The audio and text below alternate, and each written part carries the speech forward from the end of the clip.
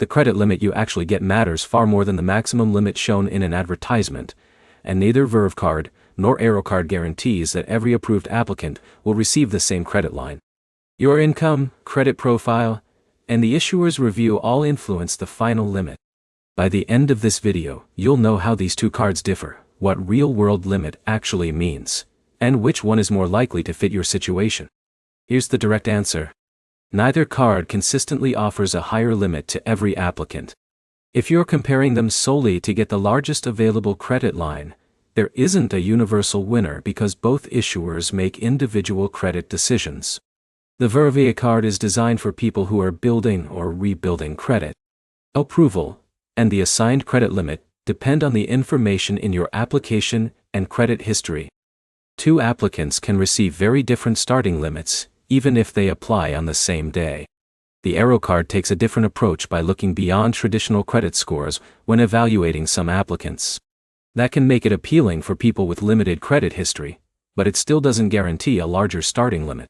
The approved amount depends on the issuer's assessment of your financial profile. What matters more than the initial limit is how you use the account. A lower credit limit that's managed responsibly can still help build a positive payment history. Making payments on time, keeping balances manageable, and avoiding missed payments are usually more important than starting with the biggest available credit line. You should also think about how you plan to use the card. If you need a card mainly for everyday purchases while building credit, features such as account management tools, payment flexibility, and reporting to the major credit bureaus may matter more than the initial spending limit. A card with a slightly lower limit but better long-term account management can provide more value over time. Before applying for either card, review the current fees, eligibility requirements, and credit reporting practices. Those details have a bigger impact on your overall experience than comparing advertised credit limits. So which card has the better real-world limit in 2026? The honest answer is that neither one reliably offers a higher limit across all applicants. Your personal financial profile determines the outcome far more than the card's marketing.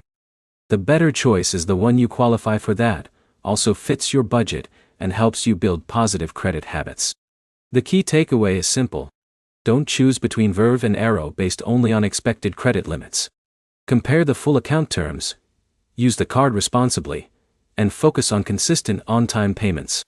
If this comparison helped you make a smarter decision, like the video and subscribe for more straightforward credit card comparisons.